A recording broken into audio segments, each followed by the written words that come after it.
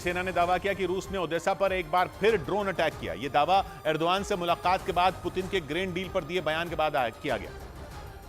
Ukraine ने बयान जारी किया कि पिछले 5 दिन में ओदेसा पर चौथी बार हमला किया गया। पुतिन और एर्दोआन की मुलाकात से पहले भी ओदेसा पर ड्रोन अटैक की खबर आई थी और इस बार भी यूक्रेन ने दावा किया कि रूस ने ओदेसा पर अटैक किया, जिसके लिए उसने 33 ड्रोन भेजे, जिनमें 25 को यूक्रेन ने मार गिराया। यूक्रेन की सेना ने बयान जारी किया कि रात भर रूस के ड्रोन ओदेसा पर हमला करने के लिए आते रहे, जिनके निशाने पर काला सागर के किनारे बसे ओदेसा के वो हिस्से थे जहां से यूक्रेन अनाज निर्यात करता है।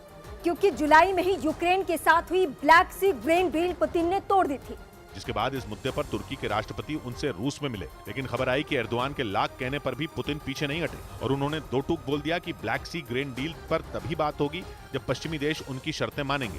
क्योंकि पश्चिमी देशों के बैन की वजह से रूस को आर्थिक नुकसान झेलना पड़ा, जिसके बाद गुस्से में आकर पुतिन ने ग्रेन डील खत्म कर दी। ये डील जंग की शुरुआत में एर्दोआन की अगुवाई में रूस और यूक्रेन के बीच हुई थी, जिसमें रूस ने वादा किया था कि वो ब्लैक सी के किनारे से अनाज ले जाने वाले यूक्रेन के जहाजों पर हमला नहीं करेगा। रूस और यूक्रेन के बीच ये डील तुर्की के राष्ट्रपति की अगुवाई में हुई थी, जिसके तहत ओदेसा समेत काला सागर के किनारे के 3 बंदरगाहों से अनाज के निर्यात का समझौता हुआ था। लेकिन पुतिन के ये डील तोड़ते ही पश्चिमी देशों पर खाद्य संकट का खतरा मंडराने लगा, क्योंकि रूस और यूक्रेन दुनिया के 2 सबसे बड़े अनाज निर्यातक हैं और अगर पुतिन ने ओदेसा पर हमले जारी रखे तो बहुत जल्द बड़ा खाद्य संकट आ सकता है। ब्रेकिंग न्यूज है। अमेरिकी राष्ट्रपति और प्रधानमंत्री नरेंद्र मोदी की मुलाकात पर दोनों नेताओं की मुलाकात के बाद व्हाइट हाउस की तरफ से साझा बयान जारी किया गया, जिसमें कई अहम बातें कही गई। बाइडेन ने कामयाब चंद्रयान मिशन के लिए इसरो और देश के वैज्ञानिकों को बधाई दी।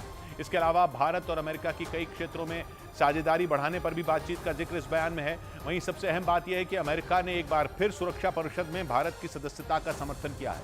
अगले साल क्वाड की बैठक के लिए भी प्रधानमंत्री नरेंद्र मोदी को न्योता दिया गया है। नीरज हमारे साथ जुड़ रहे हैं। नीरज, तो सबसे मुख्य बिंदु क्या निकाला जाए इसमें से? देखिए, मुख्य बिंदु ये है G20 सम्मेलन के वक्त राष्ट्रपति बाइडेन का दौरा हुआ और राष्ट्रपति ने प्रधानमंत्री नरेंद्र मोदी के नेतृत्व और भारत के नेतृत्व की तारीफ की है। क्वाड में जिस तरह से चीन को घेरने की रणनीति होती है क्वाड के जरिए कि आप हिंद प्रशांत महासागर को फ्री एंड ओपन रखेंगे, उस पर दोनों देशों की सहमति बनी है। लेकिन महत्वपूर्ण बात यह है कि G20 को लेकर भारत के नेतृत्व की तारीफ हुई है, जिस तरह से भारत ने ग्लोबल साउथ की बात की है या दूसरे मसलों पर अपना पक्ष रखा है। शुक्रिया नीरज आपका।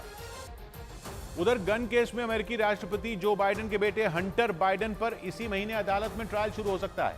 हंटर बाइडेन पर टैक्स चोरी और अवैध हथियार रखने का आरोप लगा है और कोर्ट में दस्तावेज जमा कराए जा चुके हैं, जिनमें हंटर बाइडेन पर 29 सितंबर से पहले आरोप तय करने की अपील की गई। हंटर बाइडेन पर मुकदमा चलाने की ये पूरी तैयारी कोर्ट की तरफ से नियुक्त वकील डेविड वाइस ने की और अदालत में दस्तावेज जमा करते हुए मांग की कि हंटर बाइडेन पर ट्रायल जल्द शुरू हो, जबकि हंटर बाइडेन के वकील की कोशिश है कि मामला अदालत में न पहुंचे और वो अदालत के बाहर ही मामला सुलझाने की कोशिश में है। हंटर बाइडेन पर लाखों डॉलर का टैक्स नहीं चुकाने और गैर कानूनी तरीके से गन रखने के आरोप हैं।